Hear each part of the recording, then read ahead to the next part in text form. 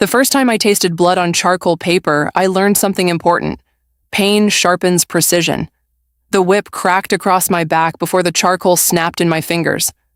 "Draw it again," my stepmother hissed. I didn't flinch, not outwardly. Inside I was counting her breaths.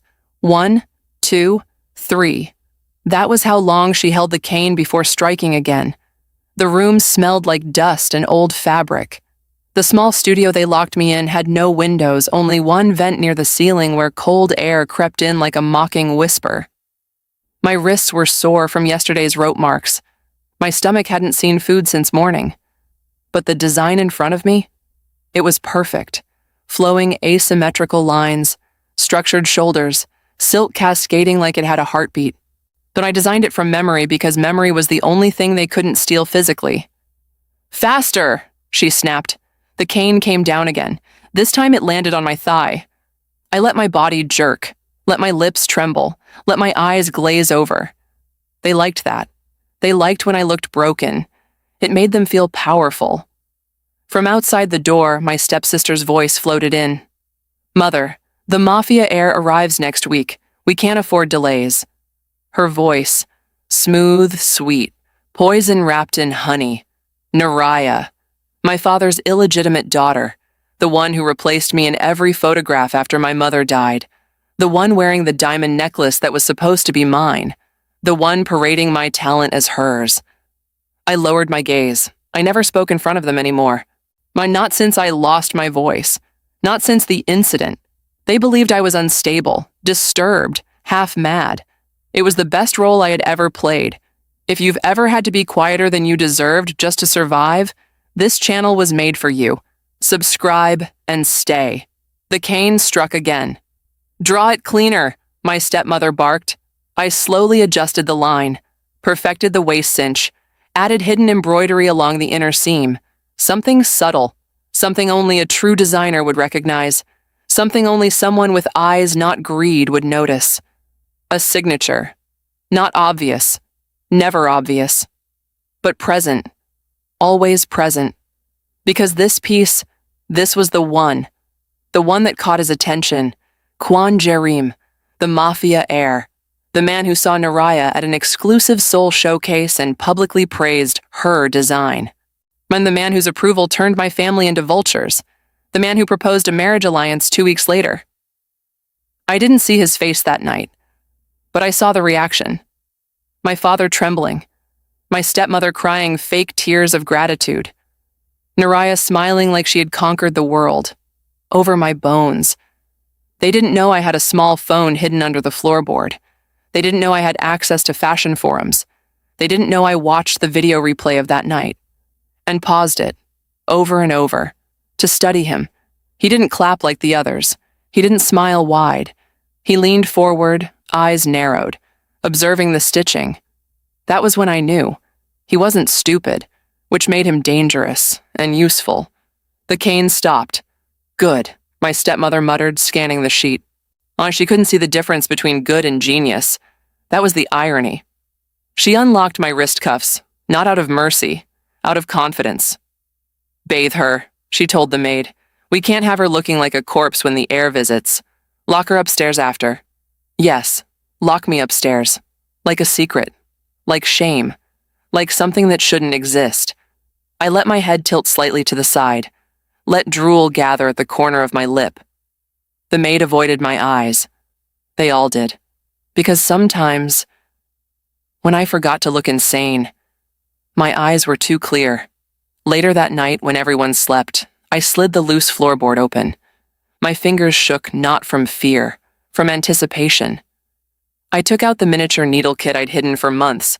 Silk thread, black, deep red, and gold. Tomorrow, they would transfer the sketch to fabric. No, tomorrow, Naraya would rehearse her creative story. Tomorrow, my father would practice his fake humility. And tomorrow, I would begin. If Kwon Jerim wanted to marry my sister, then he would marry my work first, and I would make sure he noticed the woman behind it, not by begging, not by crying, but by haunting him. Subtle alterations in measurement, deliberate shifts in structure, hidden embroidery patterns only consistent with one hand. a repeated motif, a quiet signature across every design. And then, one mistake, intentional, a flaw that only the real creator could correct. I smiled, slowly, softly, because revenge is not loud, it is patient. 3 days later, he arrived. I wasn't supposed to see him. I wasn't supposed to leave my room. But they forgot something. Crazy girls wander. No, and mute girls aren't questioned. I stepped barefoot into the hallway as voices echoed downstairs. Deep, controlled, commanding. That piece, a male voice said. Calm. Explain the shoulder structure. Silence. Naraya. She was improvising. I leaned over the balcony railing. My hair messy. My oversized dress slipping off one shoulder. I let myself sway slightly, like someone unbalanced. Below, he stood in a black tailored suit. Tall, sharp jaw, cold eyes, Kwan Jerim. Even from above, I could feel it. He wasn't admiring, he was dissecting. Naraya began explaining. Incorrectly, wrong terminology, wrong stitching logic. I almost laughed. Almost. His gaze slowly lifted, slowly, up until it met mine. And something shifted. He didn't look away. He didn't look startled. He looked interested. No, I widened my eyes, tilted my head further, then slowly traced my finger across my shoulder seam, mirroring the design's structure. Once, twice, a correction. Subtle. His eyes flickered, just for a second. Then he looked back at the dress, then at Naraya, then back at me. My stepmother gasped. What are you doing here? I jerked backward like I'd been shocked. Let out a broken, soundless breath. My father stormed up the stairs. I ran, not clumsy, not truly, but convincingly. As the door slammed behind me, I leaned against it and smiled into the darkness. He saw it. He noticed. The doubt had begun. That night I heard raised voices downstairs. Low, controlled, dangerous. And then, footsteps approaching my room. Slow, measured. I quickly dropped to the floor, curled into myself. Blank stare. And the lock clicked. He entered. Alone. I didn't move. He crouched in front of me, close enough that I could see the faint scar near his eyebrow, close enough to smell expensive cologne and something darker beneath it. Are you truly mute? He asked quietly. I blinked once, twice, slowly. His hand reached toward the hem of my sleeve. He flipped it slightly, revealing the faint charcoal smudge on my finger. From earlier, his eyes darkened. You drew it, he said softly, not accusing, not surprised, certain.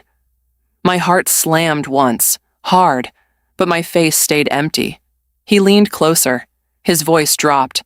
I don't like being lied to. Then his thumb brushed the inside seam of my sleeve, feeling, testing, looking for embroidery, for proof. And I realized something chilling. He had already started searching. He knew, and maybe not everything, but enough. He stood up slowly. Interesting, he murmured. And before leaving, he said something that made my stomach twist. You should be careful how you try to use me. The door closed. Silence swallowed the room. My heartbeat wouldn't slow. He knew. He knew I was playing, but he didn't expose me, which meant only one thing. He was playing too. And if the Mafia Heir was willing to step onto my chessboard, then this wasn't just revenge anymore. It was war. The morning after he entered my room, I woke up with bruises and a new kind of fear. Not fear of my stepmother, not fear of hunger, not even fear of being locked away. Fear of being seen. I was kneeling on the marble floor of the hallway when my father slapped me. Hard. The sound echoed. Embarrassing creature, he hissed. Not you dare show yourself in front of him? I let my body sway sideways, let my eyes glaze, let spit gather at the corner of my mouth. Mute, unstable, harmless. It was easier that way. Naraya stood behind him in silk loungewear, pretending to look distressed. I'm so sorry, Father. She must have wandered off again. Wandered, like a stray animal, like something without a mind. If only they knew. My stepmother grabbed my chin harshly. You will not come out when the heir visits. Do you understand? I blinked slowly. Once. Twice. She shook my face. Answer me. I let out a soft, broken sound. They hated when I made that noise. It made them uncomfortable. Good. They dragged me back upstairs and locked the door again. But this time, there was something different. A tray of food sat on the table. Proper food. Rice. Now meat, soup, not leftovers, not scraps. I stared at it, then at the door, then back at the tray. I didn't touch it immediately. I waited, listened. No footsteps, no mocking laughter. Just silence. I walked slowly toward the table. On the edge of the tray was a small folded napkin. My fingers trembled slightly as I opened it. 2 words. Eat well. No signature. No handwriting I recognized. But the ink was sharp. Masculine strokes. Direct. My pulse quickened. He had noticed the bruises. He had noticed I was starved. He had noticed too much. This wasn't good. A man like Kwon Jareem did not do things without purpose. If he fed me, he was investing. And I didn't like being someone's investment.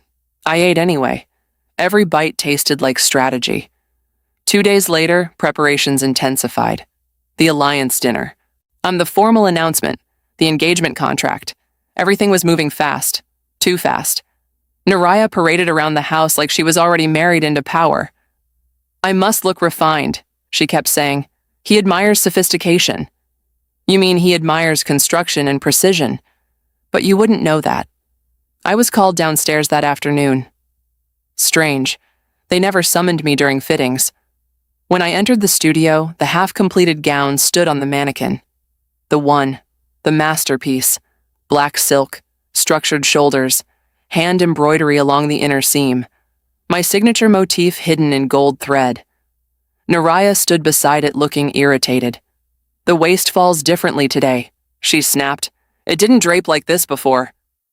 Of course it didn't. I adjusted it, slightly, just enough. Now my father looked at me with disgust. She must have touched it. My stepmother approached slowly. Her eyes narrowed. Did you ruin it? I stared blankly at the floor.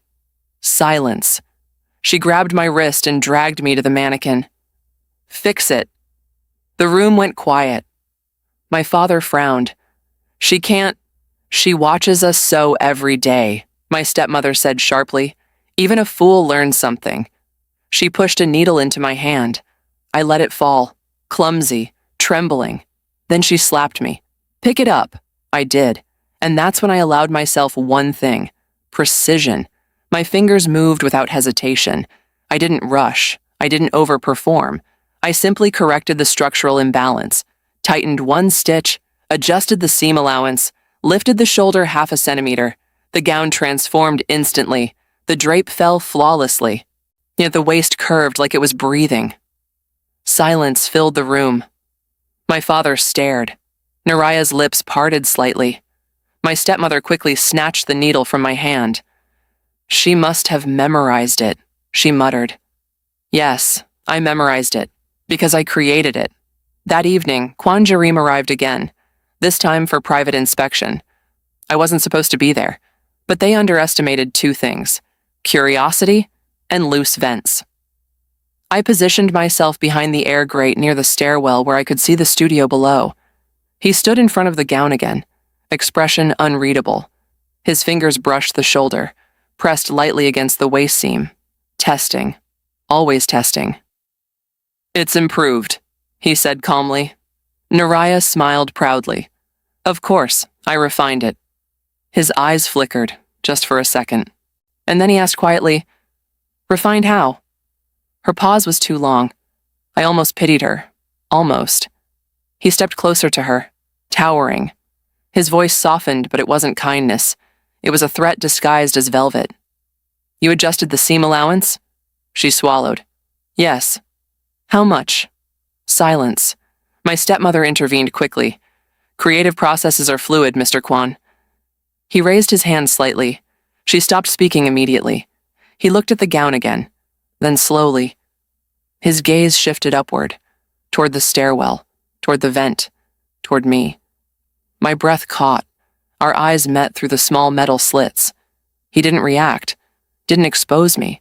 He simply said, "I would like to see the other sketches." Other sketches. There were no other sketches. Not officially. Naraya forced a smile. Of course." My stepmother hurried to retrieve the portfolio. My portfolio. As she opened it on the table, my heart slowed. I had prepared for this. Every page had my signature motif. Hidden, subtle, consistent, a pattern of 3 interlocking lines within the inner lining of every garment. Unnoticeable to amateurs, obvious to professionals. He flipped through the pages slowly, carefully, observing, comparing, analyzing. Then he stopped. His finger pressed against one sketch. "Explain this stitch pattern." Naraya froze. He closed the portfolio gently. "I don't like repetition without intention."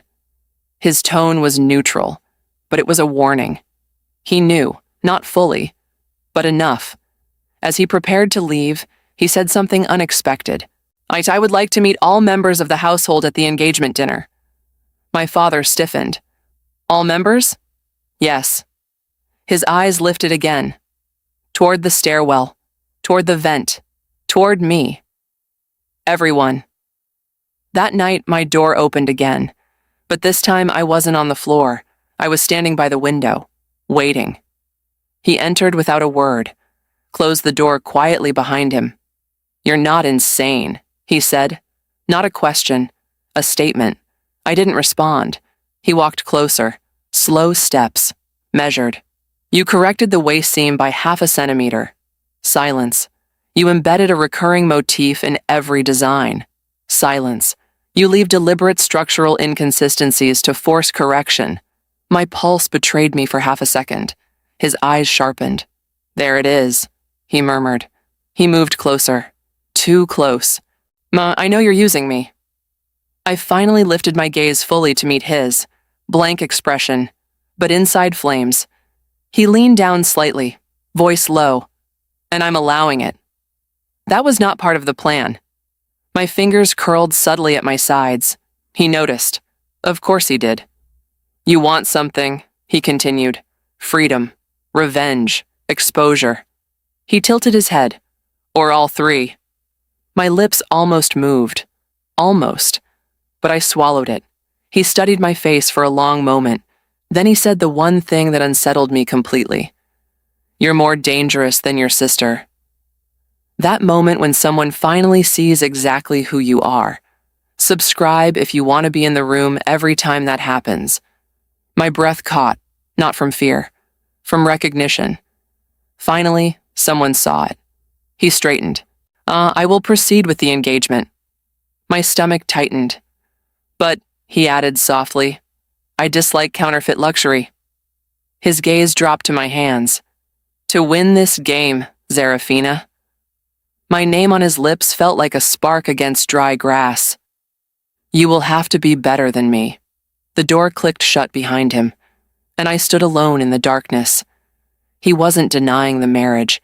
He wasn't exposing the truth. He was escalating it.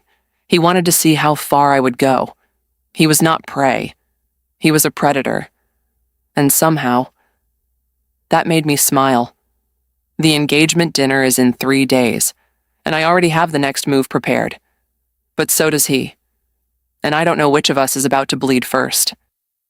The engagement dinner begins with fire. Not metaphorical, real fire. The sleeve ignites first. A thin golden thread catches against the candle flame as Naraya leans too close to the centerpiece. Gasps ripple through the dining hall.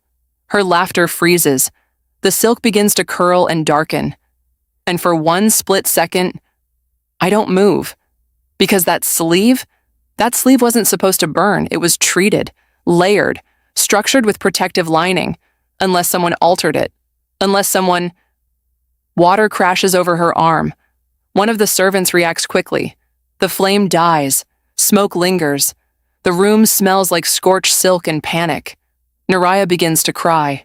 Softly at first, then louder. Perfect performance. My dress. Kwan Jerem does not move to comfort her. He doesn't rush. He doesn't show alarm. He simply watches the damage, calculating. The gold embroidery near the cuff is charred, but the inner seam, untouched, intact. My motif still rests beneath the lining. 3 interlocking lines, unburned. His eyes lift slowly. Find me. Across the room. I'm seated at the far end of the table, placed there intentionally, like decoration, like proof of charity. My stepmother insisted I attend tonight to prove the family's compassion. I'm wearing a plain ivory dress, loose, soft, oversized. My hair uncombed, my posture slightly tilted. The role is exhausting, but I play it well. Kwan Jerem holds my gaze longer than appropriate, and something dangerous flickers there. Recognition, interest, suspicion. Then he speaks, calmly. Accidents happen. His voice settles the room. My father exhales in relief. Naraya sniffles dramatically. I'll have another prepared, she whispers. He nods, but his eyes don't leave me. Not once. Later, while the staff clears the table, I slip away. I know the house layout better than anyone. I know the blind spots, the quiet corners, the unmonitored corridors. I enter the studio, close the door, and move toward the emergency repair kit. There is a replacement sleeve already prepared, identical, except the seam allowance is different, smaller, subtler, more complex. I switch them, quickly, precise. Then I leave. By the time Naraya reappears in the dining hall, she's wearing the repaired gown. No one notices the difference, except him. Of course he notices. He steps closer to her, observes the sleeve. His fingers brush the fabric lightly, testing tension, checking weight. He looks almost amused. You work quickly, he tells her. She smiles proudly. Yes. His thumb traces along the cuff, defines the slightly altered stitch pattern. His gaze lifts slowly, finds me again. And I know. He knows. That fire was not an accident. Hours later, when the guests leave and the alliance contracts are nearly finalized, he requests fresh air. My father insists on accompanying him. He declines politely. I prefer to walk alone. He steps into the courtyard, and I wait exactly 7 seconds before following. Barefoot, quiet. He's standing near the fountain when I approach. Moonlight sharpens his features. He doesn't turn when I stop a few feet behind him. You set the fire, he says. Not accusing, not surprised. Certain. I tilt my head slightly. Blank expression, mute girl. He exhales softly. It wasn't to ruin the dress. Silence. It was to force the sleeve replacement. My fingers twitch. He continues. Nah, you wanted me to notice the structural difference. He turns slowly, faces me. You wanted to prove authorship. My pulse pounds, but my face remains empty. He steps closer. One step, then another. You're impatient tonight. His voice lowers. You're accelerating the game. He stops in front of me, close enough that I can see the faint scar near his eyebrow more clearly now, close enough to feel his presence like pressure. Why? He asks quietly. I almost answer. Almost. But instead, I do something reckless. I raise my hand slowly and trace 3 interlocking lines in the air between us. His eyes darken instantly. There it is, he murmurs. His hand shoots out, grabs my wrist, not painfully but firmly. You're risking exposure. His voice loses its calm edge. Nah, you think I won't reveal you? I meet his eyes fully for the first time tonight. No blank stare, no glaze, just clarity. Sharp. Alive. He sees it, all of it. His grip tightens slightly, then loosens. You're not afraid of me, he says quietly. No, I'm not. Because fear left my body a long time ago, replaced by something colder, more precise. He studies my face like he's trying to decode a language. You want the alliance broken, he says. Silence. You want her exposed. Silence. You want freedom. That one almost cracks me. Almost. His voice softens, just barely. And you think I'm your weapon. My breath hitches involuntarily. There it is. He steps even closer. His forehead almost touches mine. Here's the problem, Zarafina. My name again. Low, intentional. I don't like being used. His thumb brushes the inside of my wrist, checking for rope marks, bruises, evidence. He finds them. His jaw tightens for a fraction of a second. Anger, not at me, at them. Then it disappears, masked, controlled. If I marry your sister, he says slowly, you remain trapped. My stomach twists. If I cancel the engagement suddenly, your family will retaliate against you. He's right. He's absolutely right. And if I expose the truth now, he continues, they will destroy you before you can stand on your own. My throat burns. He leans back slightly, studies me. You need power before exposure. My eyes flicker, just slightly. He catches it. You didn't think that far ahead. It's not mockery, it's assessment. I hate that he's right. He releases my wrist.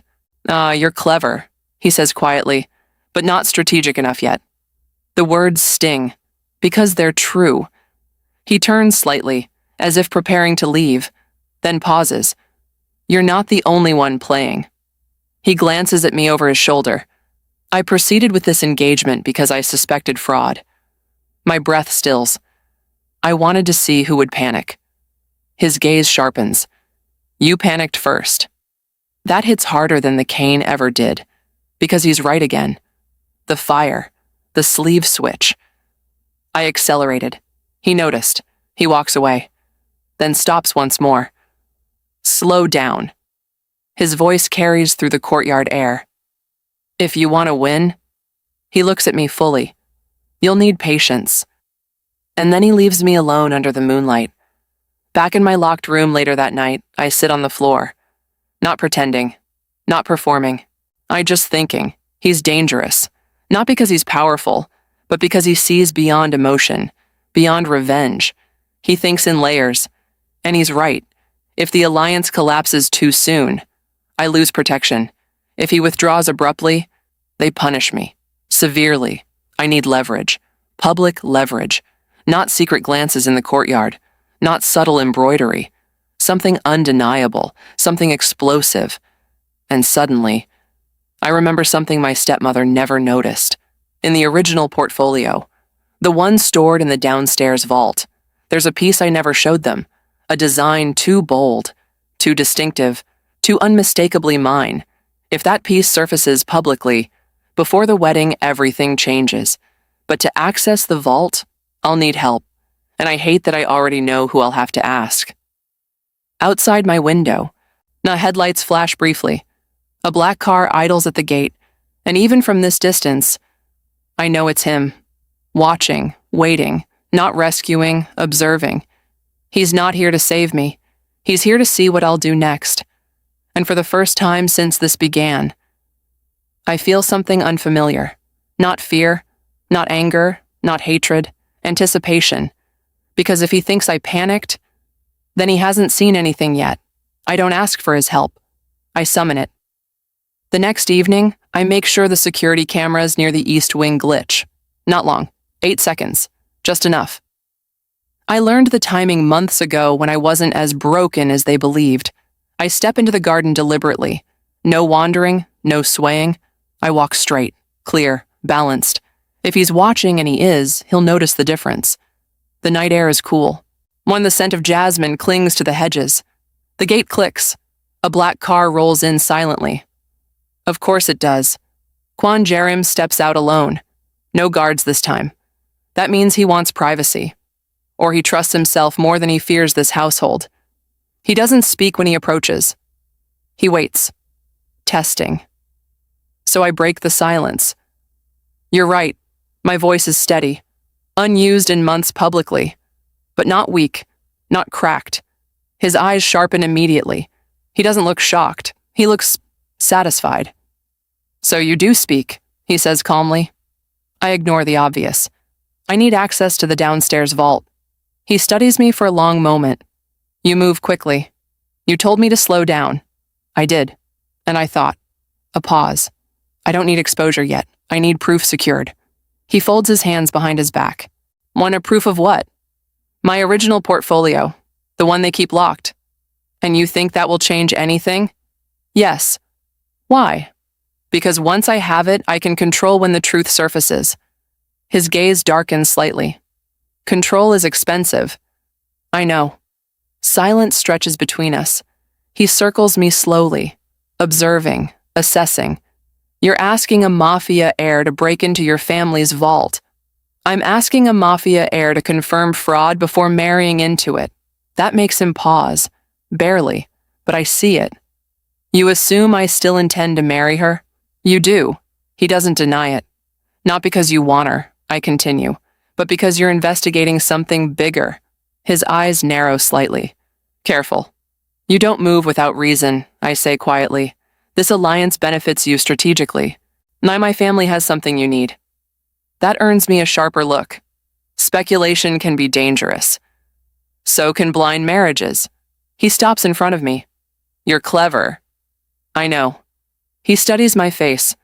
You're also bleeding internally from impatience. I hold his gaze. I can be patient, but I refuse to be powerless. Something shifts in his expression. Not softness, recognition. He steps closer.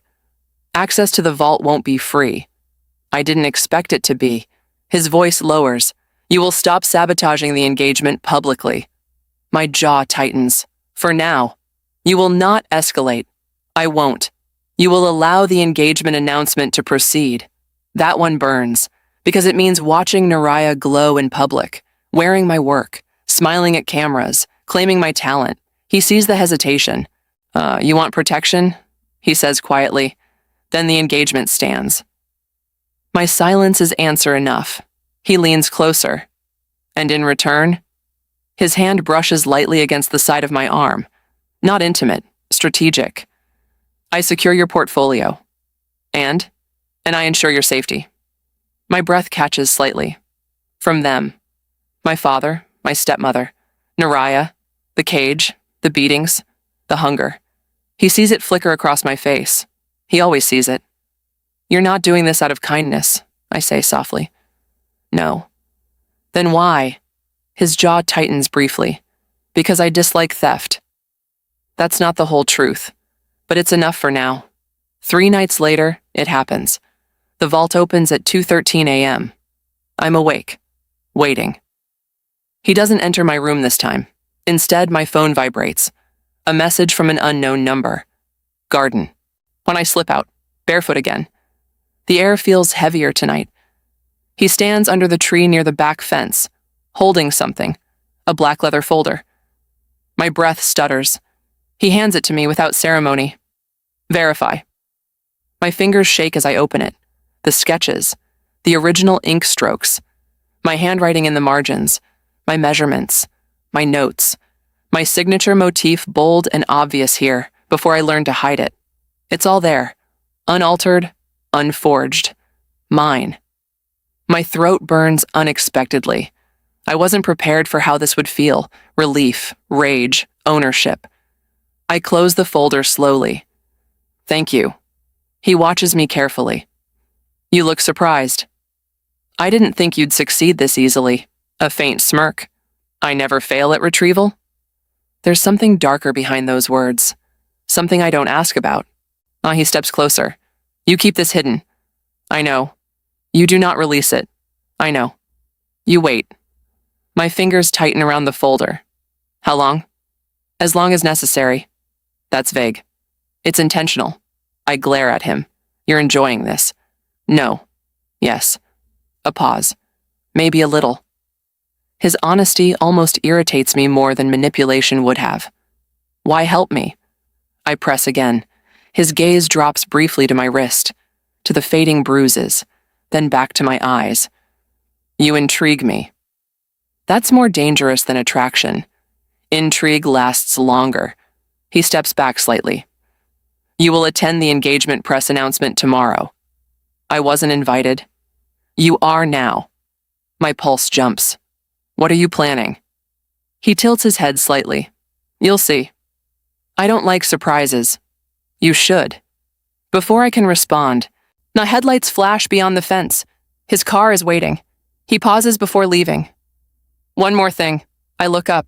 If you attempt to use this portfolio without my approval, his voice cools instantly. I will dismantle your strategy myself. A warning, clear, direct. I nod slowly. He leaves, and I'm alone again in the dark garden, holding my future in my hands. The next day, cameras fill the living room, reporters, flashbulbs, microphones. My father beams like he owns the world. Naraya stands beside Kwan Jarim, radiant in another one of my creations.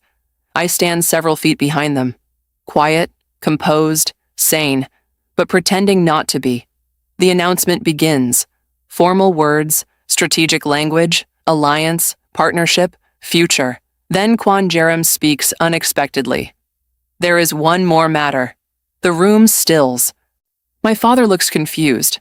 Naraya stiffens slightly. Jarim's gaze scans the room, then settles on me. I value authenticity, he says calmly, which is why I've requested that all creative contributors within this household be acknowledged moving forward. My father blinks. I'm not sure I understand. I would like Zarafina Adarinwale present at all future design reviews. Silence. Complete. Utter. Shock. My stepmother's nails dig into her palm. Naraya's smile freezes. My father forces a laugh. She's not well. Jarim's expression doesn't change. Then consider it therapeutic. A few reporters murmur curiously. Cameras turn slightly. Toward me. My heart pounds violently. He just shifted the board. Publicly. Without exposing anything. Without accusation. But now, I am visible. Officially. And my family can't refuse without suspicion. Naraya's eyes slice toward me. Venomous. Promising retaliation. Jarim doesn't look at me again. But I feel it. The message beneath his move. Protection, strategic, calculated, temporary but powerful. The game just changed. And now, I'm no longer just a ghost in the house. I'm on the board. That night, my stepmother slaps me again. Harder than before. But she doesn't lock me in. She doesn't starve me. Because now, there are eyes watching. And for the first time in years. The cage door isn't fully closed. It's just guarded. And that's enough. For now. The first thing Naraya does is smile at me. That's how I know she's planning something cruel. It happens during the first official design review. Cameras aren't present this time, just my father, my stepmother, or Naraya, and him. Kwan Jarim sits at the head of the long studio table, posture relaxed, expression unreadable. I sit across from him. Not at the far end anymore. Across. Visible. My stepmother insisted I be supervised, which means she stands behind me like a guard dog. Naraya presents a new design, one I completed 3 nights ago under pressure. She explains the structure flawlessly this time, because I taught her, not verbally. But through notes, I accidentally left incomplete. She memorized everything. Her confidence has grown. Dangerous. Jarim listens without interruption. His gaze moves between the sketch and the garment sample. Then, show me the inner lining. Naraya hesitates, only for a second. Then she flips the fabric open. My motif rests there. 3 interlocking lines. Hidden, consistent. Jarim's eyes flick to me briefly, then back to her. Explain the symbolism. Naraya smiles. It represents unity. Wrong. It represents inheritance, legacy, return. But she doesn't know that. Jarim nods slowly. Interesting. That's all he says. But I feel it. The tension, the silent acknowledgement. He knows. She knows I know. And now the air feels heavier. The retaliation comes that evening. I'm in my room when the door bursts open. No knock, no warning. Naraya enters alone. She closes the door behind her, locks it. She's never done that before. She stands in the center of my room, staring at me. The sweetness is gone. What are you doing? She asks quietly. I stare back blankly. Mute girl. She laughs softly. Don't. Her voice sharpens. I saw you speaking to him in the garden.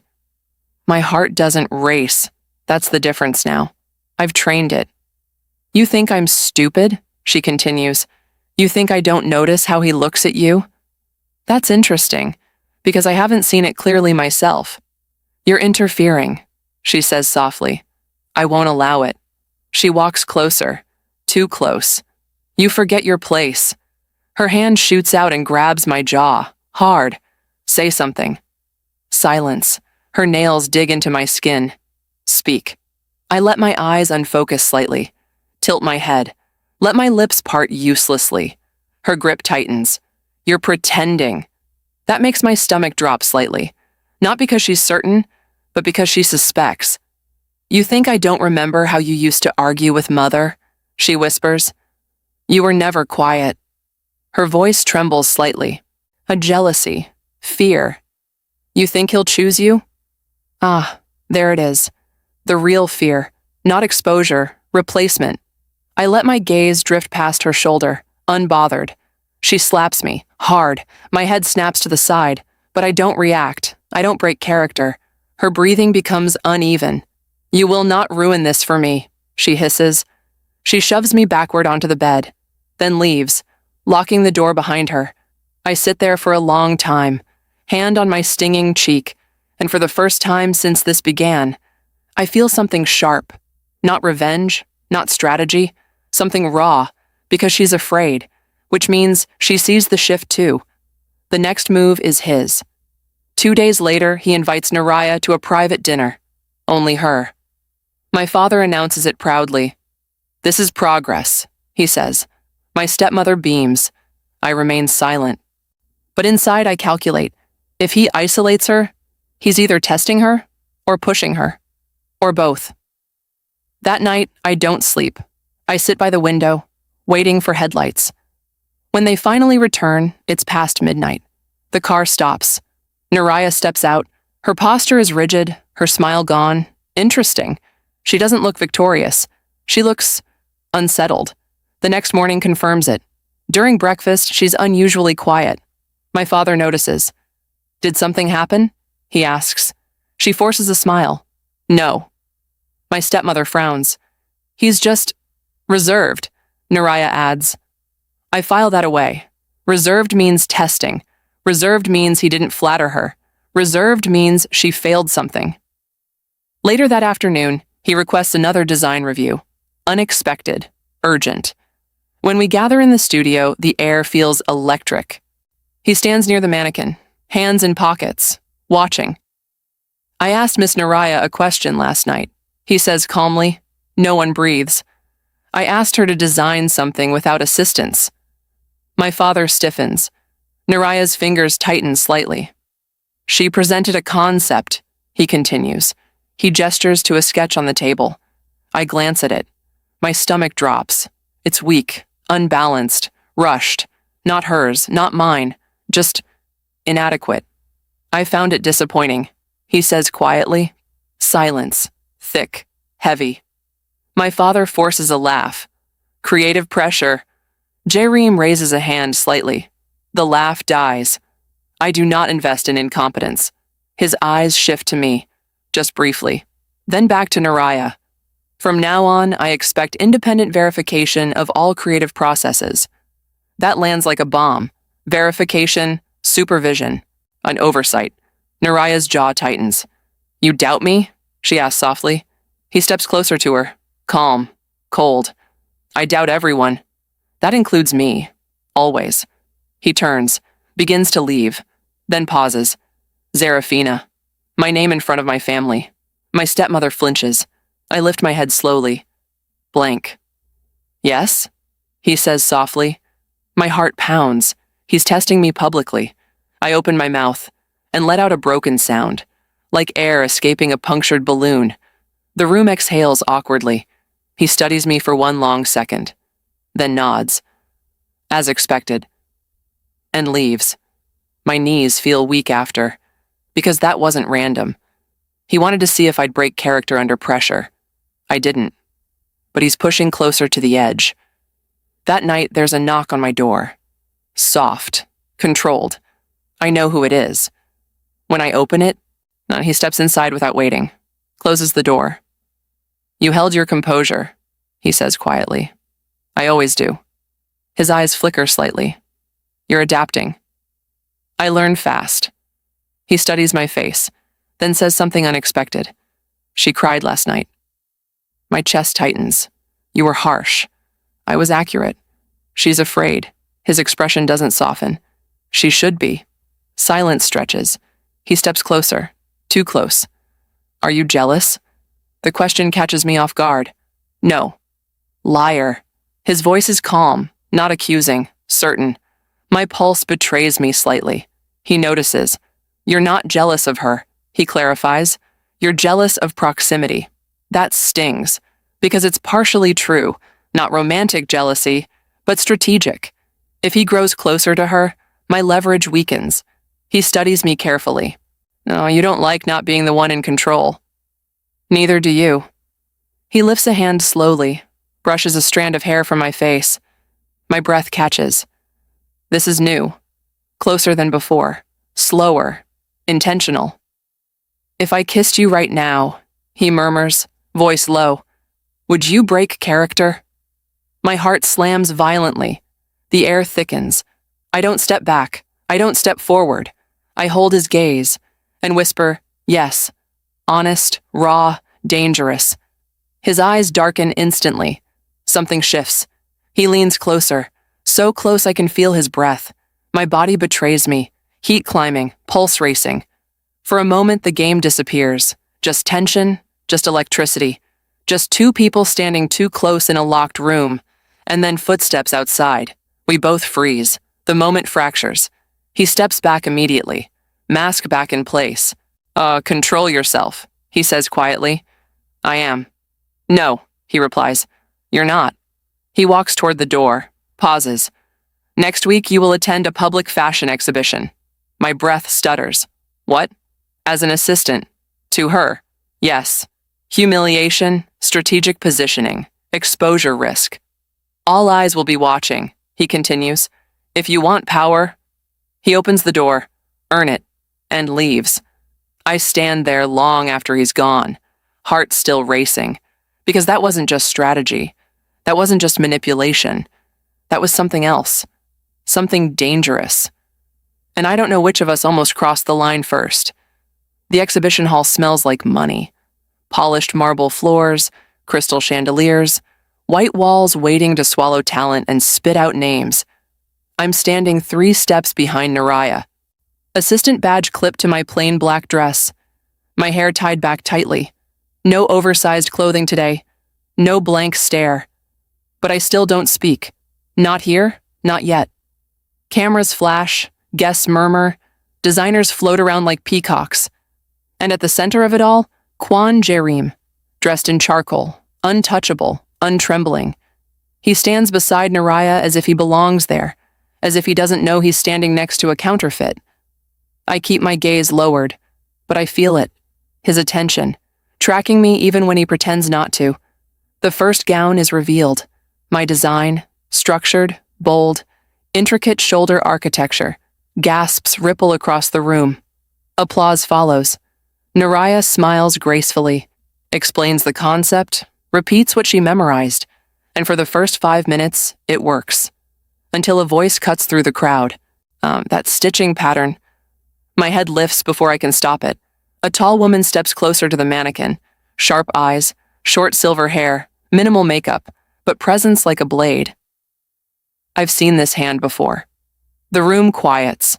Naraya's smile falters. Excuse me? The woman circles the dress slowly. This inner seam embroidery. 3 interlocking lines.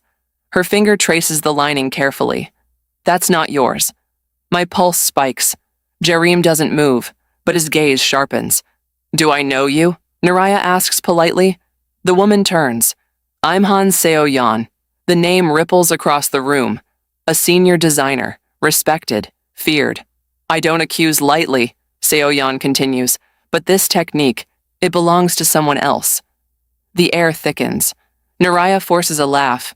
That's impossible. Seo-yeon's eyes scan the room. And then, they land on me. Assistant badge, quiet posture, observing. Her eyes narrow slightly. Where did you train? She asked me suddenly. My stepmother's warning echoes in my head. Do not speak. Do not expose yourself. I remain silent. Blank. Jerim watches closely. Seo-yeon steps closer to me. You have the hands of a creator, she says quietly. Not to embarrass, not to accuse, to confirm. My heart pounds violently. Naraya cuts in quickly. She doesn't speak, she's just helping. Seo-yeon studies me, then looks back at the gown, then at Jerim. You should investigate your investment carefully, she says calmly, and walks away. The applause resumes, forced, thin, but something has shifted. Public doubt has been planted, without me lifting a finger. Jerim's gaze meets mine briefly, not triumphant, not amused, impressed. The second gown unveiling goes smoother, but tension coils under every word. Guests whisper, journalists take notes. I stay behind Naraya, close enough to adjust fabric when needed, far enough not to overshadow. And then it happens. As she steps down from the platform, her heel catches. Not accidental, I see it. The loose edge of the carpet, slightly lifted, placed intentionally. She stumbles, reaches instinctively, grabs me, hard, too hard. Her weight pulls me forward, and we both fall, except she falls backward onto cushioned seating, and I fall forward toward the stage edge, toward the sharp corner of the display structure. Time slows. My body tilts. There's no railing, no barrier. My head is inches from splitting open, and then a hand grips my waist. Strong, unyielding. Now I'm yanked backward violently, against a solid chest. Gasps erupt across the hall. Jerim, his arm is wrapped tightly around me, holding me upright, holding me close, too close, for too long. The room goes silent. Naraya stands quickly, feigning concern. Oh my God, are you all right? Her eyes flicker. Cold, calculating. She did that. She absolutely did. Jerim's grip tightens briefly before he releases me. His hand lingers at my waist a second longer than necessary. Possessive, uncontrolled. He looks at the stage floor, at the lifted carpet, then at Naraya. Something dark moves through his expression. Be careful, he says calmly. But it's not advice. It's warning. Backstage chaos erupts. Staff scrambling, whispers everywhere. My heart is still pounding violently. He pulls me aside into a quiet corridor. You're shaking, he says. I'm fine. You're not. I glare at him. She tried to hurt me. I know. You saw it. Yes. Then why didn't you say anything? His jaw tightens. Not yet. Frustration burns in my chest. She could have killed me. She wouldn't, he says coldly. She's not that bold. You're underestimating desperation. He steps closer, lowering his voice. I am not. Our eyes lock, and something raw flashes between us. Anger, concern, something deeper. You grabbed me, I say quietly. You were falling. You held me. His gaze drops briefly to my waist, then back up. You were shaking. My breath stutters slightly. Silence stretches. The noise of the exhibition feels distant now. He studies my face carefully. She's escalating, he says. Yes.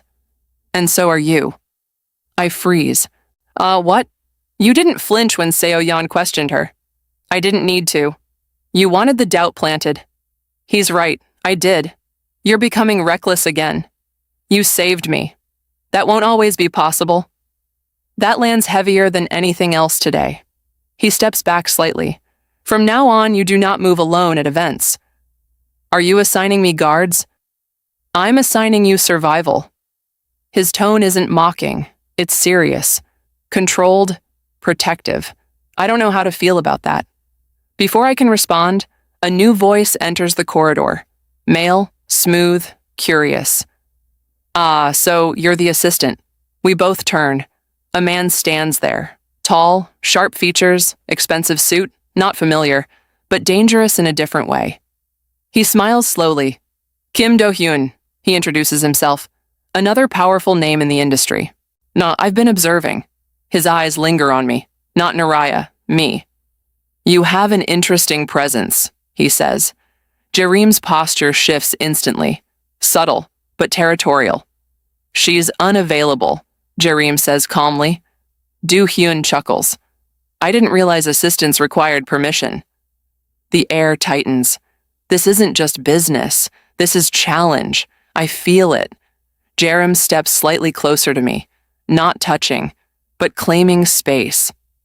She works under my supervision, he says evenly. Then I look forward to seeing her work publicly, Do-hyun replies, and leaves. Silence lingers after him. I exhale slowly. That was unnecessary, I say. What was? The possessiveness. His eyes sharpen. You noticed. I'm not blind. A faint, almost dangerous smile curves his mouth. I don't share assets easily. Asset, I stiffen. I'm not yours. No, he agrees calmly. Not yet. The words hang between us. Heavy, charged, unresolved. Before I can respond, someone calls his name from the exhibition hall. He turns slightly, then looks back at me. You're drawing attention now. I know. Be careful who notices. I can handle myself. He studies me one last time. I know. And walks away. Later that night, back in my locked room, I replay everything. Seo-yeon's suspicion, the fall, Do-hyun's interest, Jerim's grip, the way his hand lingered, the way his voice shifted when Do-hyun spoke.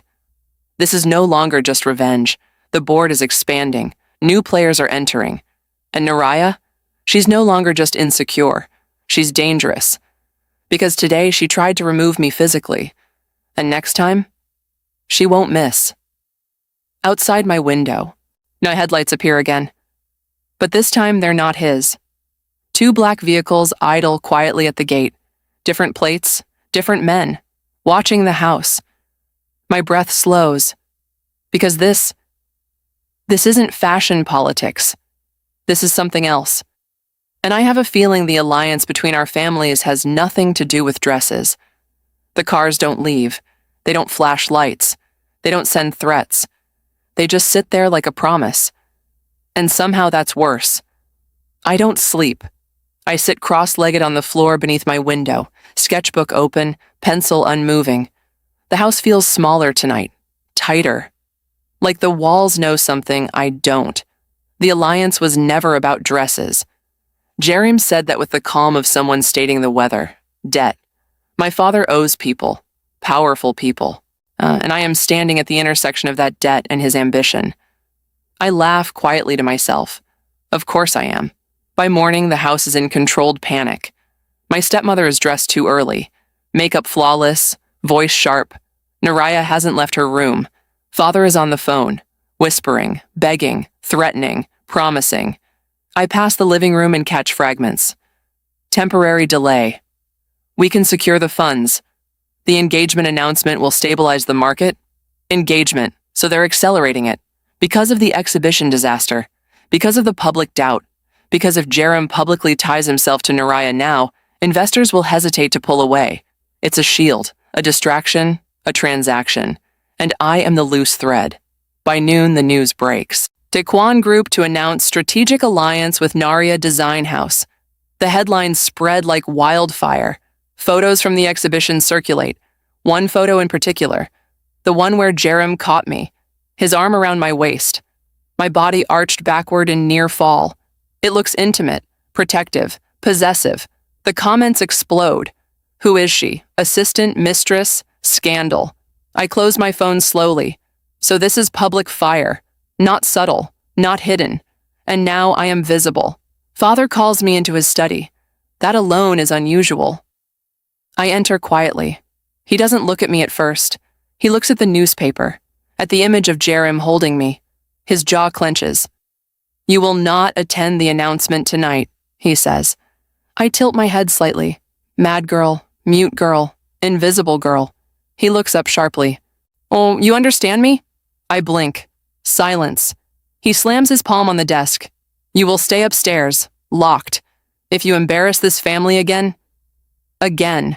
Interesting word, as if I had any power before now. He leans forward. You will not interfere. Interfere. That's exactly what I intend to do. The announcement is held at the grand atrium of the Kwan International Tower. Public. Press invited. Live broadcast. They think they can seal the alliance in spectacle. They forget one thing. I built the spectacle. I do not stay upstairs. The guard outside my door is new, inexperienced, nervous. He looks at me like I might bite. I lower my gaze, shuffle slightly, mad girl routine. He relaxes. I wait. 5 minutes. 10. Then I start laughing softly. Not loudly, just enough. He stiffens. Stop that. I laugh harder, rocking slightly. He steps closer. Hey. That's when I move. Fast. Not mad, not slow. I grab the heavy ceramic lamp from the hallway console and swing. It hits his shoulder, not his head. Enough to disorient. I slip past him. Barefoot, silent, down the stairs, out the service entrance. I've mapped this house since childhood. Every blind spot, every camera delay. They never imagined I'd need escape routes. They were wrong. The atrium is already overflowing when I arrive. I blend easily. Plain black dress. No badge this time. Hair loose. I slip into the back of the crowd. The stage glows under white light. And there he is. Kwan Jerem. Impeccable. Unshaken. Standing beside Naraya. She's radiant in a custom ivory suit. My design. Of course, they dared to use it. My pulse steadies. Good. And let the stage be mine too. The host speaks. Investors applaud. Cameras flash. Then the engagement contract is brought forward. Symbolic signing. Public seal. Naraya beams. Jerem remains unreadable. Until he hesitates. Just slightly. Only someone watching him the way I do would notice. His gaze drifts. Searching. For me. I step forward. Just enough. Into a thin shaft of light. Not obvious, not dramatic, but visible. Our eyes meet, and something shifts. He inhales slowly. Naraya notices. Her smile falters for a fraction of a second. Good. The host gestures. Mr. Kwan, Miss Naraya. That's when the screen behind them flickers. Not hacked this time. Not scandal. Just a delayed projection. The promotional video begins. A behind-the-scenes montage of Naraya's creative process. Sketches, hand sewing. Our design drafts. But those hands? They're mine. The video team had filmed the workshop weeks ago. They assumed no one would look closely. They assumed assistants were faceless. The camera zooms in on a wrist, a faint scar near the base of the thumb. My scar. The one from when my stepmother burned me with an iron. Whispers ripple. Again, public doubt. But this time, undeniable. Naraya stiffens. Father stands abruptly in the front row. Jerem doesn't move. He watches the screen calmly, then looks at me. Not surprised, not angry, almost proud. The video ends. Silence. Thick. Dangerous. The host stumbles over words. Naraya laughs lightly. Of course, every designer has assistants, and every assistant deserves credit, Jerem says smoothly. The entire hall freezes. Naraya turns toward him, confused. My father goes pale. Jerem steps toward the microphone. His voice carries effortlessly. Transparency is important in any partnership. Creative integrity even more so. He looks directly at me. In fact, I believe we've overlooked someone tonight. My heartbeat thunders in my ears. Don't move. But I do. One step, then another. The crowd parts instinctively. Cameras swing. Flash, flash, flash. Naraya's face drains of color. Jerem extends his hand toward me. Publicly, clearly. A choice. This is it. If I take it, there's no returning to shadows. If I refuse, I remain leverage. I remain hidden. I step onto the stage. Gasps erupt. Father shouts my name for the first time in years. Zarafina. So he remembers it. I don't take Jerem's hand. Not yet. I stop a breath away. And the microphone stands between us. He lowers his voice, just enough for only me to hear. You're playing with fire. So are you. Once I say this, there's no retreat. I burned a long time ago. His jaw tightens almost imperceptibly. Then he turns to the audience. This is Zarafina. Soul Meets Africa tells the stories of women who refuse to stay erased. Subscribe so you never miss one. My name echoes through the atrium. Not assistant, not mute, not ghost. My name. She is responsible for the structural architecture of the last 3 collections. The crowd explodes. Questions shouted. Cameras surge forward. Naraya shakes her head violently. That's absurd. Father storms toward the stage. Security stops him. Jerem doesn't look at them. He looks at me. This alliance, he continues calmly, cannot proceed under false pretenses. The word hits like a gunshot. Cannot. Proceed. Naraya sways slightly. Stepmother collapses into her chair. Public fire. Not subtle. Destructive. I finally lift my hand and take his, just for balance, just for show. But the contact, it feels like something else. He leans closer. You realize what you've done? Yes. You've declared war. I glance at my family, at the investors, at the cameras, at the world watching. I've been at war my entire life. His fingers tighten around mine, not possession, alignment, and somewhere in the chaos I realize something terrifying. He isn't rescuing me. He's choosing me. And the moment he does, my father's phone rings. He answers it, hands shaking, listens. Then slowly his face drains of all color. He drops the phone. And whispers, they've frozen everything, every account, every asset, every hidden transaction. Public exposure wasn't just about fashion. It was a trigger. And now the people my father owes, they're done waiting. The atrium doors slam open. Men in dark suits enter, not police, not press, enforcers. And one of them looks directly at me, smiles, and says, "Wrong daughter." The words slice cleaner than any blade. The man who says it isn't loud. He doesn't need to be. Tall, immaculate navy suit, no visible weapon. But the kind of posture that says violence is not hypothetical, it's procedural. The atrium goes silent in layers. First the press, then the investors, then the murmurs. Until the only sound left is the faint hum of overhead lights and my own heartbeat trying to fracture my ribs. Jerem doesn't release my hand. He shifts half a step in front of me. Not dramatic, just enough. A wall. The man in navy inclines his head slightly. Respectful, but not submissive. Mr. Kwan, he says smoothly, this doesn't concern you. Jerem's voice is calm, too calm.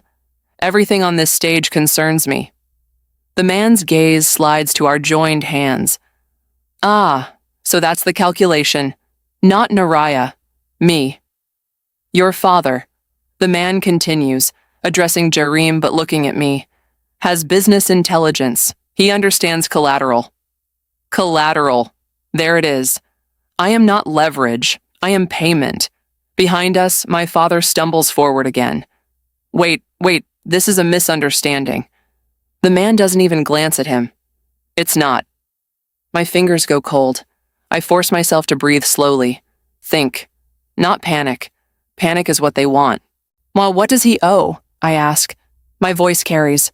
Clear, steady, not mad, not broken. The entire atrium reacts more violently to my voice than to the enforcers, because the mute girl just spoke. The man in navy smiles faintly. So, you can speak. Jerem's grip tightens once. Warning. To him, not me. Answer her, Jerem says. The man exhales lightly. Your father diversified poorly. He invested borrowed capital into offshore holdings. When those holdings collapsed, he borrowed again. And again. My stomach turns. Fashion house expansion. International supply chains. Private manufacturing contracts. It was all smoke. And when repayment deadlines arrived, the man continues, he offered partnership instead of payment. My eyes flick toward Naraya, then back. The alliance, I say quietly. Yes. The word lands heavy. So you intended to marry into protection. My father lunges forward again. Security restrains him. You promised time, he shouts at the man. We provided time. The enforcer finally looks at him. You provided deceit. His gaze returns to me, which leaves us here. Public, humiliating, strategic. Jerem steps forward fully now. His hand slips from mine, but only because he's positioning himself between me and them. You will not touch her. Not loud, not threatening, just fact. The man studies him.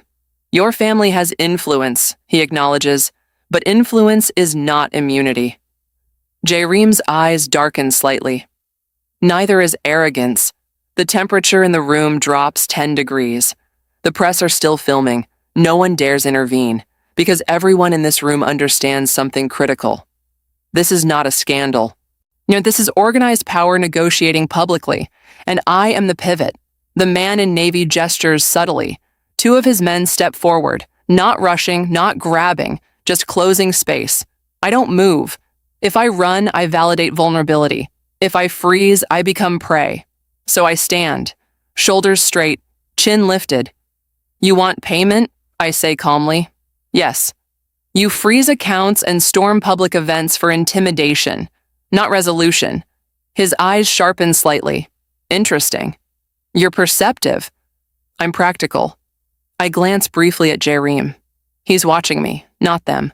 Evaluating, trusting. State the number, I say. Gasps ripple again. The man hesitates a fraction. Then, 42 billion won. The number hits like physical force. Investors whisper violently. Father collapses into a chair. 42 billion. No fashion house could sustain that.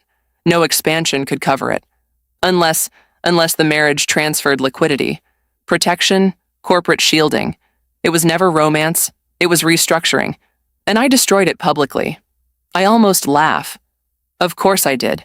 Jareem speaks quietly. You chose the wrong approach. The man's head tilts slightly. Explain. You entered my building, Jareem says evenly. You disrupted my event. You threatened someone under my acknowledgement. There it is. Acknowledgement. Not fiancé, not asset. Acknowledgement. It carries weight. The man considers. And now, Jareem continues, voice smooth as steel. This is no longer a private debt issue. A pause. It's an insult. The enforcers shift subtly. Not fear, recalibration. The man in navy studies Jareem more carefully now. You would involve yourself? Jareem's expression doesn't change. I already have. Silence stretches dangerously thin. Then the man steps back. Just slightly. This is not finished, he says calmly. It rarely is, Jareem replies. Their eyes lock. An entire conversation passes without words. Territory, power, cost. Finally, the man nods once. To be continued. And just like that, they turn. Walk out. Doors closing behind them. No shouting, no guns, no spectacle, just precision. And the threat of return. The atrium erupts. Reporters surge forward. Questions flying. Is the alliance canceled? Is Zarafina the true designer? Is Kwan Group assuming the debt? Security moves fast now. Jareem's hand finds mine again. Firm, not performative. Protective. We're leaving, he murmurs. But Naraya's voice cracks behind us. You can't do this. Jareem, this was our agreement. He stops, turns slowly. I don't build agreements on theft. Her face shatters. You were going to marry me. Yes. Past tense. Final. And now, she whispers. His gaze flicks briefly to me, then back to her. Now I'm reconsidering everything. We don't return to my house. He doesn't even ask. He simply guides me toward a black sedan waiting outside. His security detail has doubled. Efficient. Silent. Inside the car, the city lights blur past.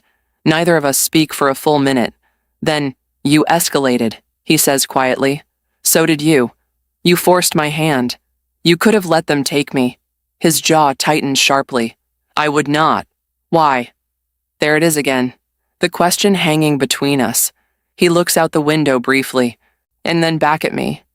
Because you're not collateral. Then what am I? His gaze lowers to my hands, scarred, steady. You're the architect. Of revenge, of exposure, of his decision. My throat tightens unexpectedly. I didn't ask you to intervene. I know. Then why did you? He exhales slowly. Because I knew they would choose you. A chill slides down my spine. You expected this. Yes. And you still brought me onto that stage. Yes. Anger flares hot in my chest. You used me. His eyes flash. No. You made me visible. You already were. To them, I snap, not to you. Silence slams into the car, heavy, unforgiving. Finally, he says quietly, I've known you were the designer since the third visit to your house. My breath catches. The stitching, he continues. No, the hesitation in Naraya's explanations. The way you looked at the fabric like it belonged to you. I swallow. You knew. Yes. And you let it continue. For timing. Rage and relief twist together inside me. You're calculating. I have to be. I look away. City lights reflecting against the window distort my face. I was going to use you, I admit quietly. He doesn't flinch. I know. I still might. A faint, dangerous curve touches his mouth. I'd be disappointed if you didn't try. That shouldn't make my pulse stutter, but it does. The car slows, not at his tower, not at my house, at a private estate on the edge of the city. Gates open automatically. High walls, discreet, secure. You're not going back there, he says. That's not your decision. It is tonight. The gates close behind us. Final. Now I step out of the car slowly. The air here feels different, quieter, controlled. He walks beside me but doesn't touch me. Inside, the staff moves silently, prepared, as if he anticipated this outcome. Your father's accounts are frozen, he says calmly as we enter, which means those men will apply pressure elsewhere. On me? Yes. I nod once. So what's your strategy, Kwanjerim? He stops walking, faces me fully. No more shadows. I hold his gaze. No more pretending you're an assistant. No more pretending you were going to marry her. A beat passes. Then, no, he agrees quietly. We stand too close, breathing the same air. The tension isn't explosive. It's slow, burning. You realize, I say softly, that staying here makes me your target too. He studies me. You already are. That truth lands heavier than anything else tonight. Footsteps approach. One of his security team. Low voice. Sir, the freeze wasn't external. Jareem's expression shifts slightly. What do you mean? It originated from inside Kwan Group. Silence drops like a blade. Inside. My pulse quickens. Someone within his own empire triggered the financial collapse. Which means this isn't just my father's debt war, it's his too. Jareem's eyes darken slowly. Controlled. Deadly calm. Find out who. The guard nods and leaves. I look at him carefully. This wasn't just about my family. No. And you still stepped onto that stage. Yes. I study him, understanding dawning. You knew this would expose a traitor. A pause. Yes. And you used the chaos to flush them out. His silence confirms it. I exhale slowly. You're worse than I thought. His gaze softens just barely. And you're braver than you realize. We stand there in the quiet of his estate. Enemies circling. Debt collectors waiting. Traitors inside his own house. My family destroyed publicly. Naraya humiliated. And me standing beside the Mafia Heir I plan to manipulate. Only now, the game is no longer one-sided. And for the first time since my mother died, I am not locked in a room. I am in the center of the fire. Willingly. Later that night, alone in a guest suite larger than my entire childhood bedroom, my phone buzzes. Unknown number. Again. I hesitate, then answer. Silence. Then a familiar voice. Soft. Cold. You chose the wrong protector. My blood runs cold. Naraya. She laughs quietly. Nah, you think he saved you? What did you do? A pause. Then, I told them where to look. The line goes dead. I stare at the dark screen, heart racing. She tipped them off. She accelerated the debt collection. She weaponized the exposure. And if she did that, then she's not desperate. She's aligned. With someone else. Someone bigger. Outside the window, I see movement in the shadows beyond the estate wall. Not as men, not security rotation. Something else. Watching. Waiting. And suddenly I realize something terrifying. Tonight wasn't the attack. It was the announcement. The real move is coming next. The announcement was only the invitation. I don't sleep. Not really. The guest suite is quiet in a way that feels unnatural. No shouting through thin walls, no locked doors. No footsteps outside my room at midnight. No key turning. The silence is too generous, which means it's dangerous. Naraya's words replay in my head like a broken record. I told them where to look. She didn't sound panicked. She sounded positioned, aligned. That means tonight wasn't chaos. It was choreography. And if she tipped off the enforcers about the debt collection, then she knew the freeze would trigger publicly. Which means someone inside Kwan Group coordinated the internal financial strike at the same time. Two forces, one external, one internal, converging on the same night. Not coincidence. Design. And I know design when I see it. At 3:17 a.m., I stop pretending to rest. I slip out of bed and move toward the window. The estate grounds stretch in manicured darkness. Floodlights skim the perimeter wall. No security pacing in disciplined intervals. But something is wrong. The rotation pattern has changed. I watched them earlier from the balcony 22-minute cycles. Now it's shorter, tighter. Jareem knows. He sensed it too. The estate is bracing, which means the traitor isn't done. Neither is Naraya. I change into something practical. Dark slacks, fitted black sweater, hair tied back. Not a victim, not a guest. I open the door quietly. The hallway is dim but awake. Two security guards at opposite ends. They don't stop me. They've been instructed not to. That alone says something. He expected me to move. I walk toward the staircase. Halfway down, I hear voices. Low, controlled. I pause in the shadows. Jerem stands in his study below, jacket discarded, sleeves rolled once at the forearm. The three men sit across from him at a long glass table. Not employees, not corporate. These are his other advisors, the ones who don't appear in annual reports. We trace the freeze authorization, one says. It came from a senior clearance level. Name, Jerem replies. A pause. Then, Director Han Seokmin. The name settles heavy in the air. Han Seokmin. I've heard it before. Old guard. Loyal to Jerem's father. Not to him. He's been with your family 27 years, another man says carefully. Jerem's expression doesn't change. Longevity doesn't equal loyalty. Silence. Motivation? He asks.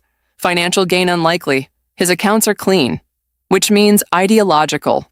A beat. He doesn't believe you're ready. Ah, there it is. Not greed, control.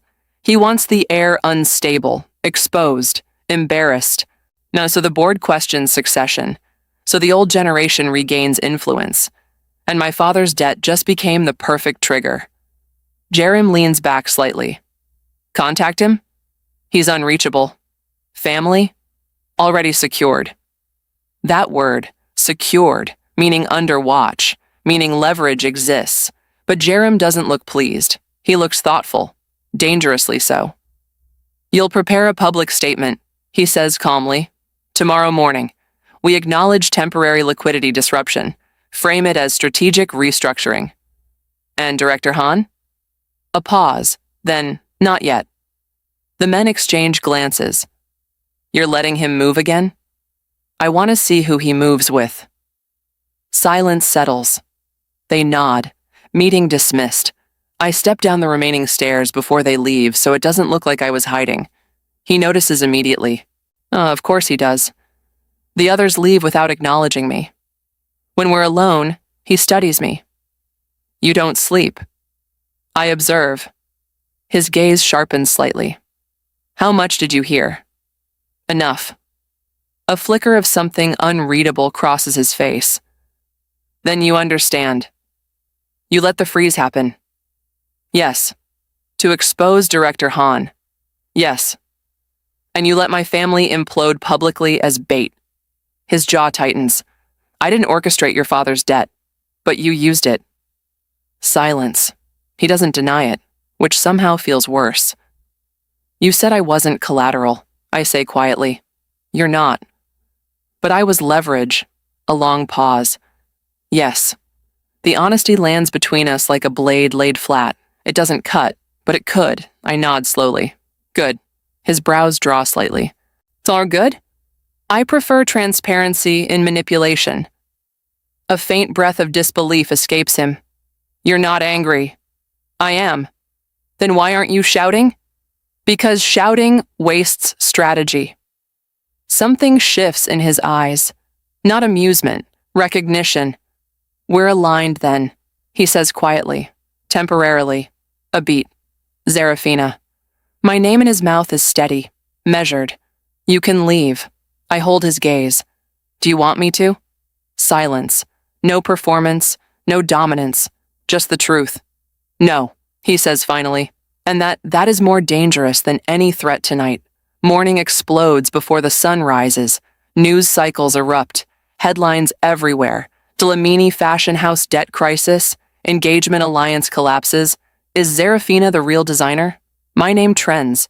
My image from the stage circulates. Not wild, not mad. Standing. I speaking. Alive. The myth is gone. And once a mask shatters, it cannot be remade.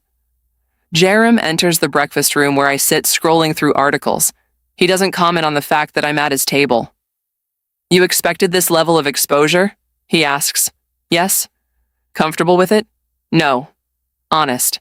He sits across from me, coffee untouched. You're visible now. I intended to be. At this scale? No. A faint nod. Then adapt. I almost laugh. You sound like this is a board meeting. In my world, everything is. A phone vibrates on the table. Not mine. His.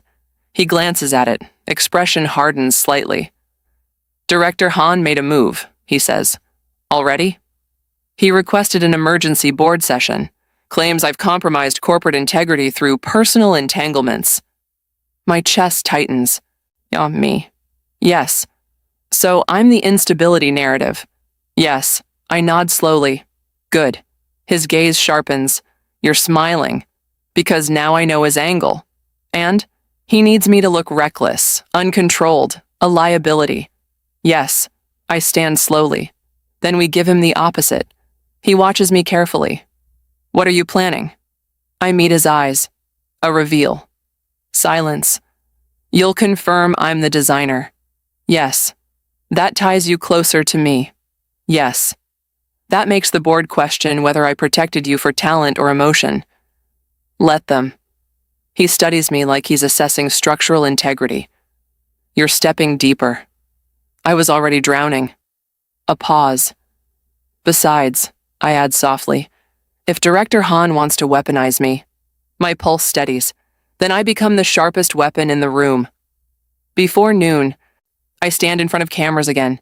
But this time, no chaos, no shouting, just control. Jerem beside me, not touching, but unmistakably present. I am the designer behind the Dlamini Spring Collection, I say clearly into the microphones.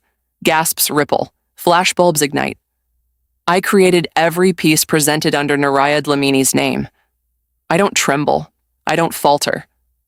I was coerced into silence through domestic manipulation and abuse. The word hangs. Abuse. Raw, unpolished. I will be pursuing independent operations effective immediately. A reporter shouts, "Are you under the protection of Quan Group?" I don't look at Jerem. I am under my own. The answer lands stronger than if I had claimed him. Beside me, I feel it, the faintest shift in his breathing. Approval. After the conference ends, as we step back inside, he finally speaks. You surprised me. I try to. You didn't tie yourself to me. I don't belong to you. No, he agrees quietly. You don't. A beat. But you stood beside me. Yes. Why? Because you're not the only one hunting traitors. Because I see the board dynamics. Because Naraya is playing with someone larger. Because I need access. Instead, I say, because enemies look weaker when they think you're united.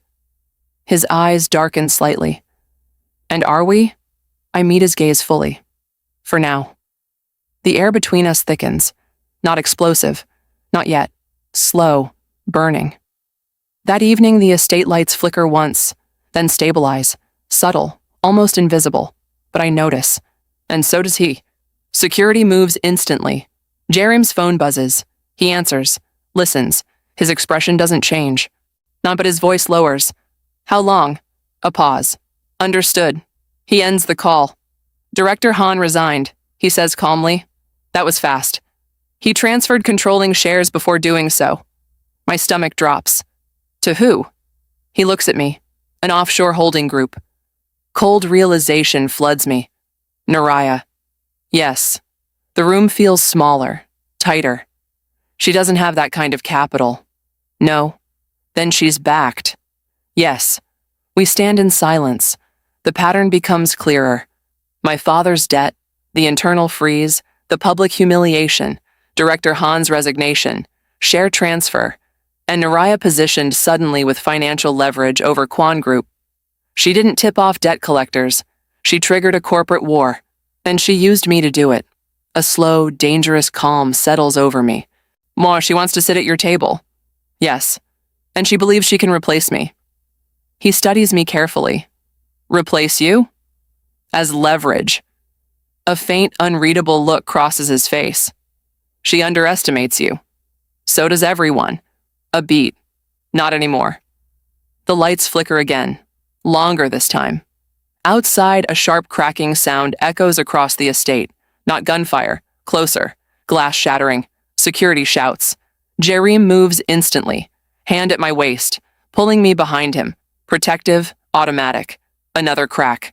A window on the far side explodes inward. Alarms ignite. Red lights flood the corridor. This isn't financial anymore. This is physical. An attack. Not to kill, to warn, to destabilize, to prove access. He pushes me toward the inner hallway. Stay behind me. I don't argue, but I don't shrink either. Through the broken glass just beyond the perimeter, I catch a glimpse of a black vehicle pulling away. And in the back seat, a silhouette. Watching. Even from a distance, I know that posture. Naraya. She isn't hiding anymore. She's announcing herself. And this is no longer about stolen designs, or marriage alliances, or debt. This is succession, power, territory. And she just declared war. Jerem looks down at me briefly. Still want to stand beside me? I hold his gaze, heart steady. Yes. Because this time I'm not being used. I'm choosing the battlefield, and I never lose in rooms I design. Chapter 10. When war becomes personal, glass crunches under my shoes. That's the first thing I register. Not fear, not the alarms screaming through the estate, not the security shouting into radios. Just the sound of broken glass beneath my heels as Jerem pulls me deeper into the corridor. The window didn't explode inward from a bullet. It fractured from impact. A precision strike. A message. He doesn't run. He moves. Controlled. Efficient.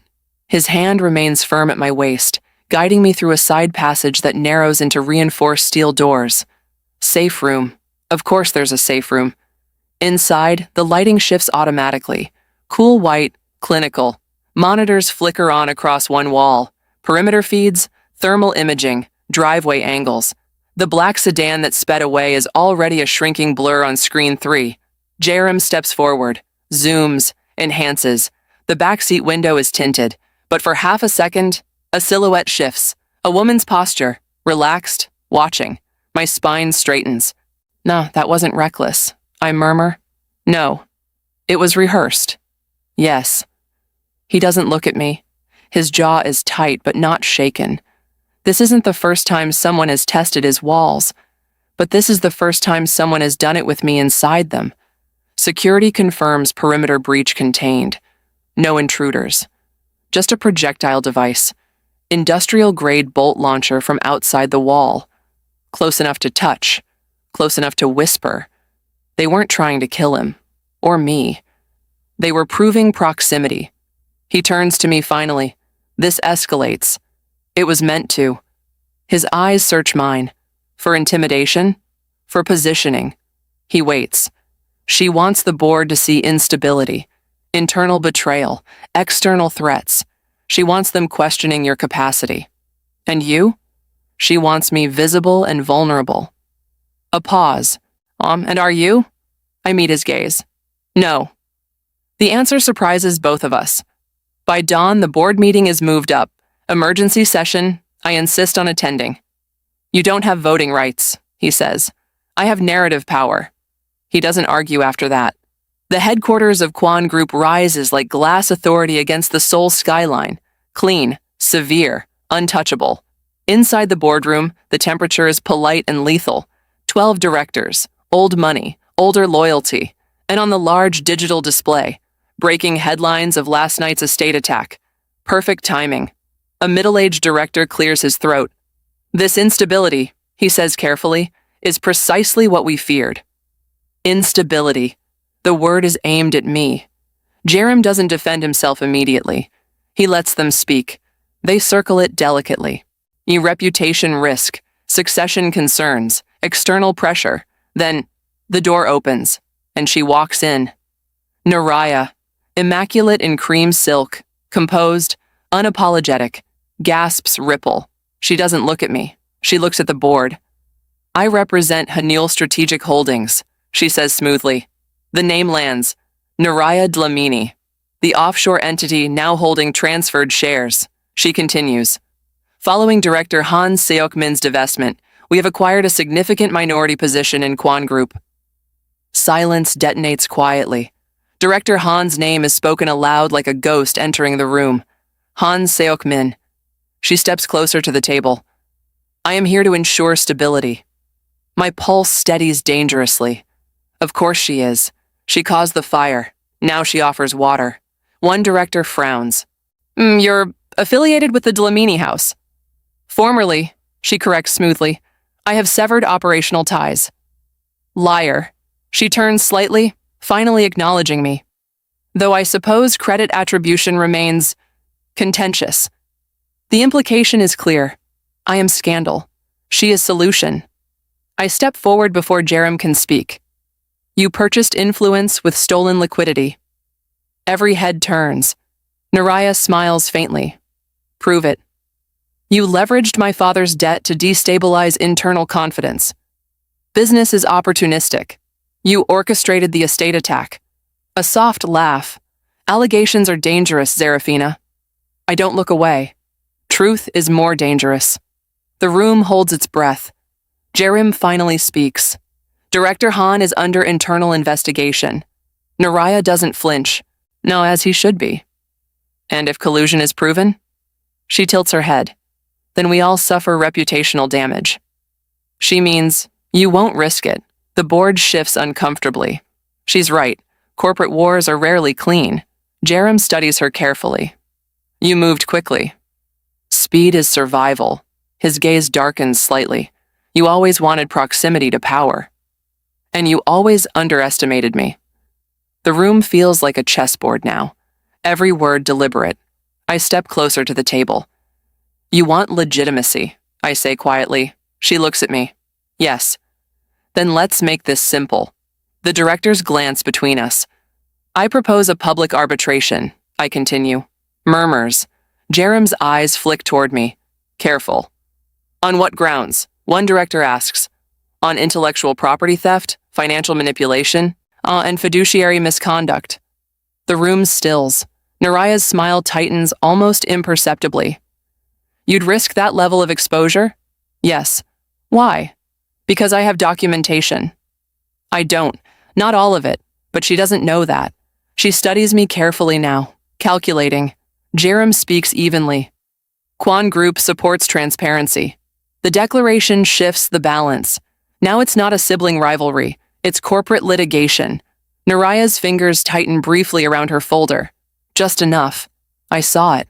She wasn't expecting escalation this soon. Good. She leans back slightly. Very well. Her eyes lock onto mine. Let's see who survives sunlight. Challenge accept. Outside the boardroom, the air feels different. He stops me near the elevators. You don't have documentation, he says quietly. Not complete. That was reckless. No. It forces her timeline. He studies me. And if she accelerates further, she will. Then we find what she's hiding before she consolidates control. A long pause. You're enjoying this. I inhale slowly. I'm reclaiming. That's different. His expression softens slightly. You're not alone in this. I meet his gaze. I know. And for the first time, I do. That night, I return to my childhood house. Not to stay, to search. Police tape still lingers around parts of the property after the debt enforcement chaos. But I know hidden spaces they never found. In my old locked room, beneath the floorboard under the drafting table, I retrieve what I buried months ago. Sketchbooks, USB drives, emails I printed secretly. Are proof that designs were transferred through Naraya's private accounts. Proof that offshore consultations began long before the debt crisis. She didn't react to opportunity. She built it. Footsteps echo downstairs. I freeze. Not security, not Jerim. A different rhythm, measured, familiar. My father. His voice trembles when he speaks from the hallway. You came back. I don't turn. You destroyed everything, he says hoarsely. You did that yourself. She promised protection. She promised you survival. Silence. Who is backing her? I ask quietly. He hesitates. Too long. I don't know. You're lying. His breathing shifts. She met with someone Korean, older, influential. My pulse spikes. Director Han wasn't acting alone. There were others, he whispers. Names. I don't know them. No, but she said something. What? That she didn't need the heir. A chill runs through me. She said she wanted the throne. Not marriage, control, succession. My hands tighten around the USB drive. She doesn't want to stand beside him. No, she wants to replace him. My father finally sounds afraid. And that tells me everything. When I return to the estate, Jerem is waiting in the study. No jacket, no armor, just him. You went alone. Yes. You're reckless. Strategic. I place the drives on his desk. She's been building offshore connections for over a year. His eyes sharpen. You're certain? Yes. And Director Han? Was only the gateway. Silence settles. Then he exhales slowly. My father meets the board privately tomorrow. The weight of that statement is enormous. Kwon Sung-jae, not the chairman. If the old guard decides Jerim is too unstable, they replace him. With her backing, I murmur. Yes. The pieces align brutally. He steps closer, not touching, but close enough that I feel the heat of him. You knew this would get bigger. Yes. You stayed anyway. Yes. A pause. Why? Because you didn't treat me like property. Because you let me speak. Because you see me. But I say, because she shouldn't win. His gaze softens. That's not the only reason. No, it isn't. And that terrifies me more than any board vote. Near midnight, a secure line rings. He answers, listens. His expression goes still. Understood, he says. Hangs up. What is it? I ask. He looks at me. Director Han was found unconscious. My heart stops. Alive? For now? Accident? No. Silence stretches. Nah, she's cleaning. Yes. My pulse steadies dangerously. She's panicking. No. His voice is colder now. She's consolidating. Which means tomorrow isn't arbitration. It's a coup. And if she removes the remaining loyalists, the board will vote her influence into legitimacy. He looks at me with something unreadable in his eyes. If this goes wrong, it won't.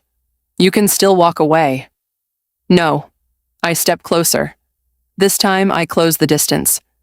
If she takes your throne, she buries me with you. A slow breath. And if I win, then we burn her empire to the foundation. Silence. Heavy. Electric. He lifts his hand. Stops just before touching my cheek. A choice, not a claim. Zarafina, he says quietly.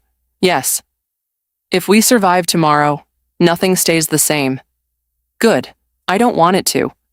Outside, the city hums unaware. Inside, war tightens its grip. Tomorrow, the chairman speaks. Tomorrow, succession is tested. Tomorrow, Naraya moves openly. And tomorrow, I stop reacting. I strike first. Dawn arrives like a muted alarm. The city outside doesn't notice the war unfolding in glass towers. I do. Every reflection of sunlight on the skyscrapers reminds me, visibility is power.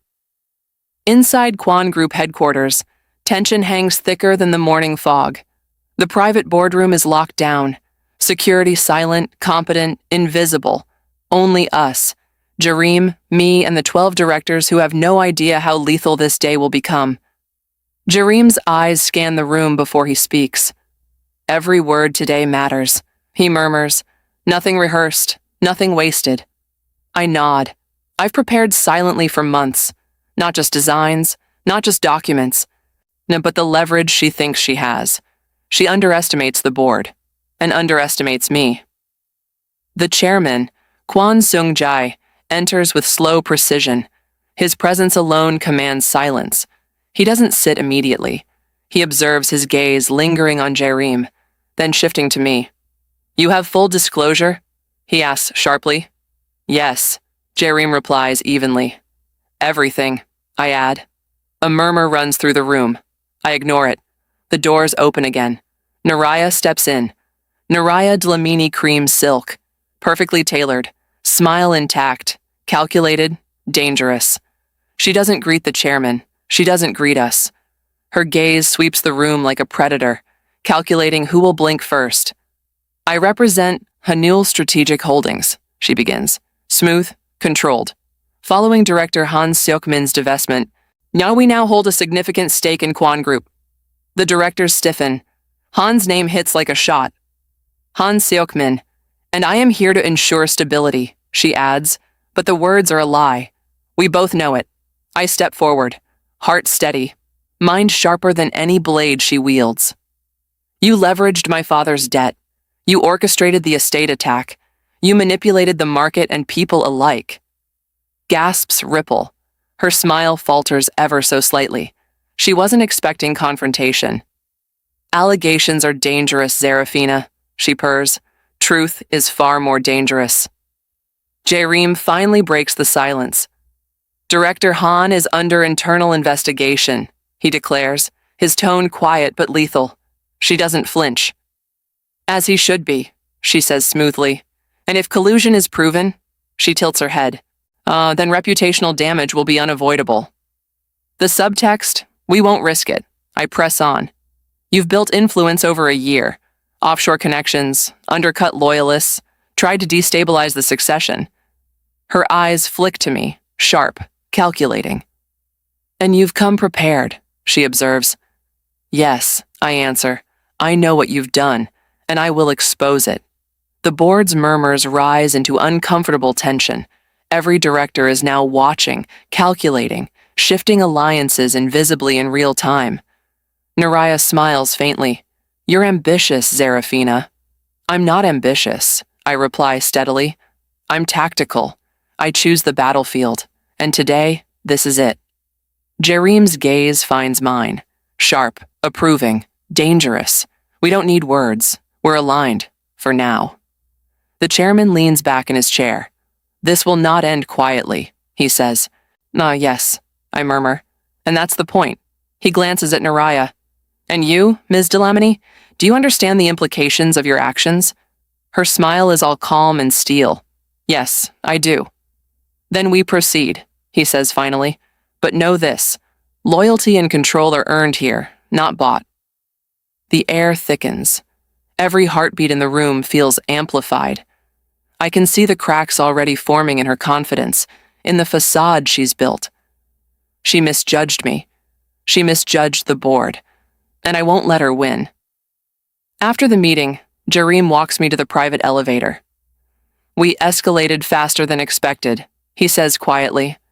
I wanted her to feel the heat, I reply. His lips twitch, barely a smirk. Risky, he murmurs. Strategic, I correct. He stops the elevator with his hand on mine, not touching but close enough to feel the warmth. Tomorrow, he says slowly. The board decides. She moves openly. Director Han's situation could tip everything. I nod. And if she accelerates further? She will. Then we uncover everything before she consolidates control. A pause. His gaze darkens, unreadable. And if it goes wrong? It won't, I answer. Yes, he breathes, but the faintest tension lingers. Outside, Sol remains unaware of the battlefield that just shifted inside a glass tower. Inside, war has become personal, and I don't just stand, I strike. The night before the vote, someone tried to kill me. I knew it before the brakes failed. The city blurred into streaks of neon and rain as my car sped down the slick curve overlooking the Han River. And the driver had stepped out for a quick call, moments before we left the underground garage of Quan Group headquarters. I insisted on driving myself. That decision saved my life. The brake pedal sank uselessly to the floor. No resistance, no mercy, just gravity. I didn't scream. Screaming is for people who still expect rescue. I downshifted hard, hands steady, pulse feral but controlled. The tires shrieked as I wrenched the steering wheel, letting the guardrail scrape the side of the car to slow the descent. Metal screamed. Sparks flew. I smelled burnt rubber. I tasted iron. The car finally lurched sideways and stopped inches from the barrier. Silence. Rain on glass. My breathing slow. Measured. She escalated. Good. So did I. I stepped out into the rain before security could reach me. My phone vibrated immediately. Najareem. I didn't answer. Not yet. I needed clarity before emotion. Instead, I dialed another number. Track the mechanic who serviced my vehicle this afternoon, I said quietly, and pull garage footage from Quan Tower. No alerts. A pause. Yes, ma'am. I ended the call just as headlights cut through the rain. Black sedan. Of course. SEO Jareem stepped out before the car fully stopped, jacket already soaked as he crossed the distance between us. His jaw was tight, his eyes darker than the storm above us. Are you hurt? No.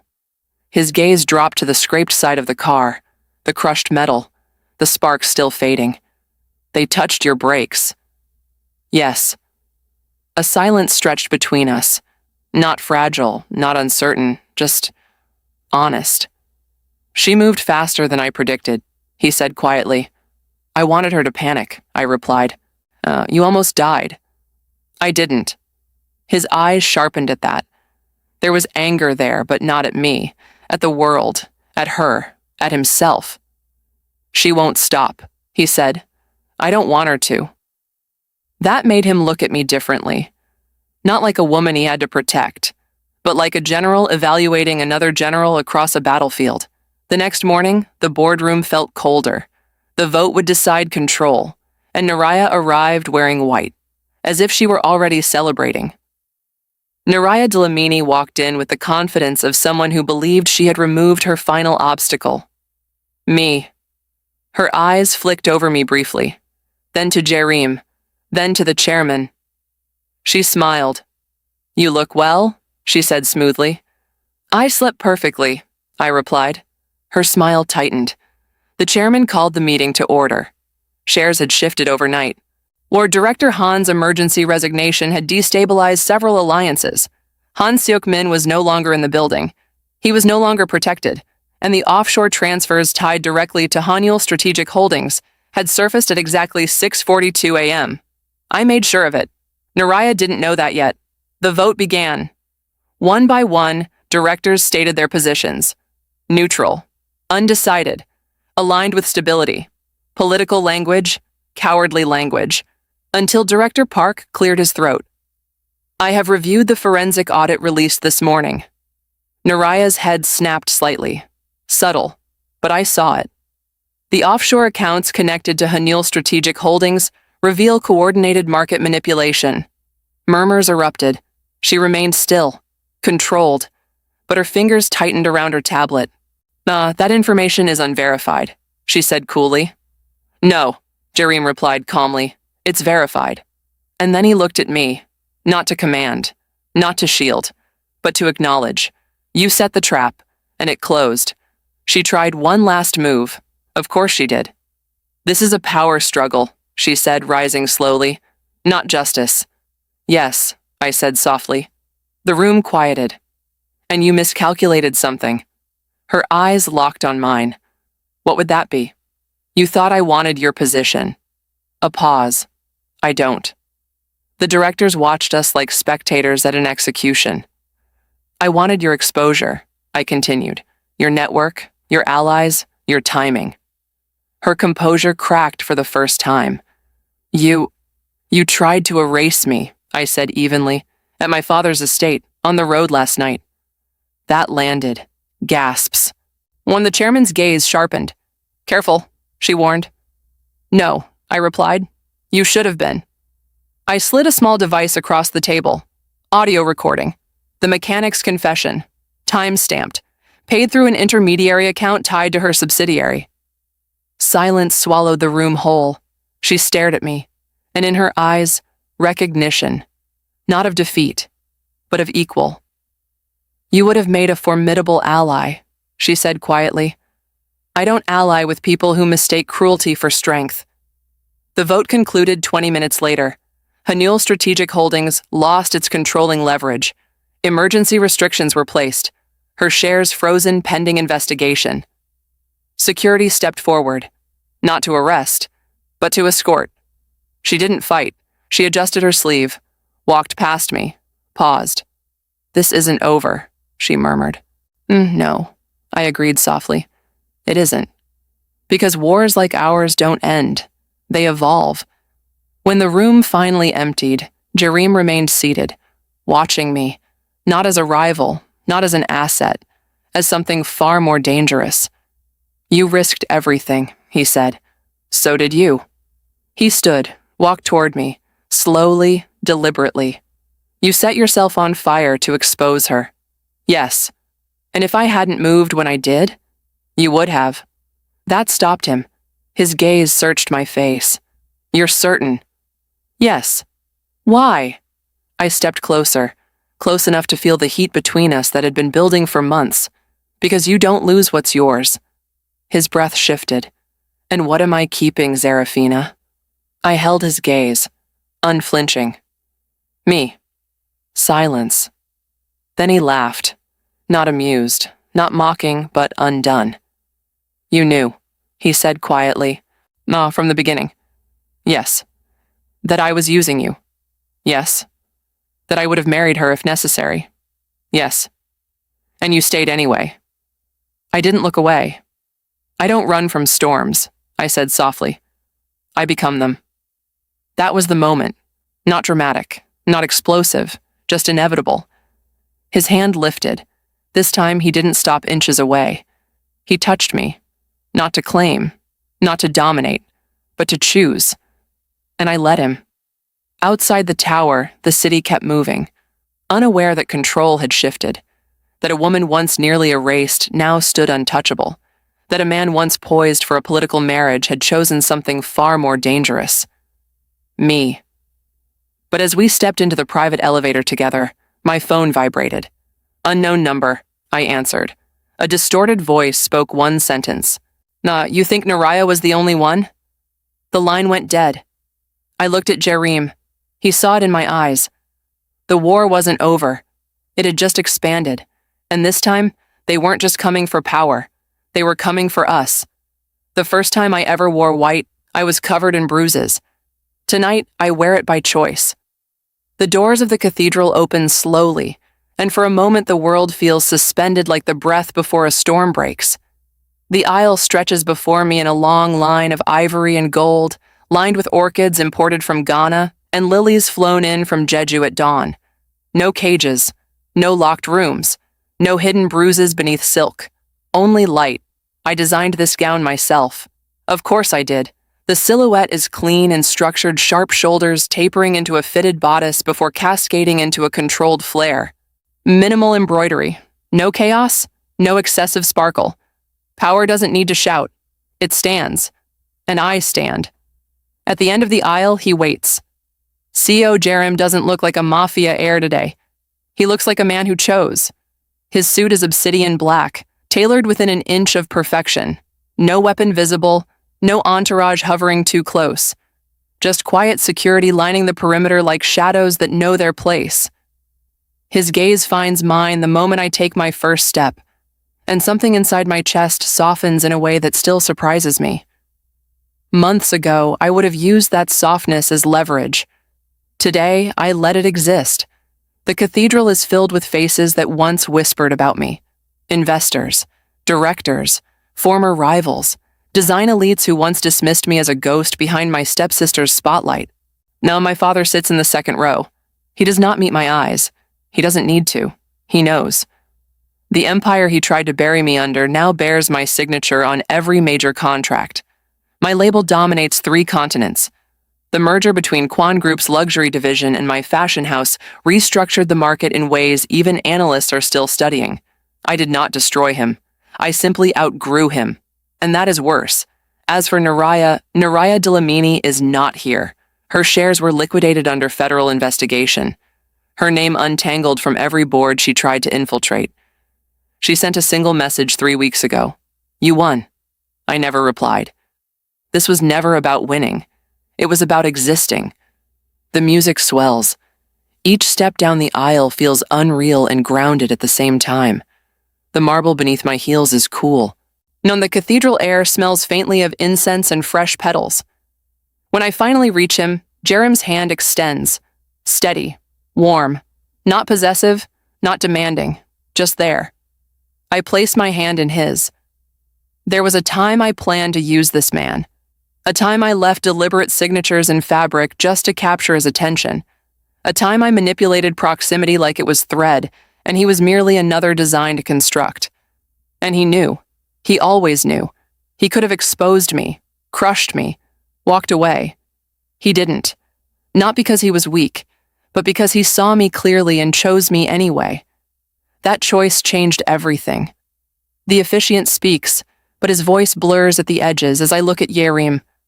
I remember the boardroom, the night my brakes failed, the first time he realized I wasn't fragile, and the first time I realized I didn't have to be alone. Do you? The officiant says, turning to him. Jerim doesn't look away from me. I do. Simple, certain, like every strategic decision he's ever made. When the question turns to me, the cathedral quiets further. Do I? The girl locked in rooms, the daughter erased, the designer whose work was stolen, the woman who sharpened herself into a blade. Do I? I think of cages, and I think of doors. I do, I say.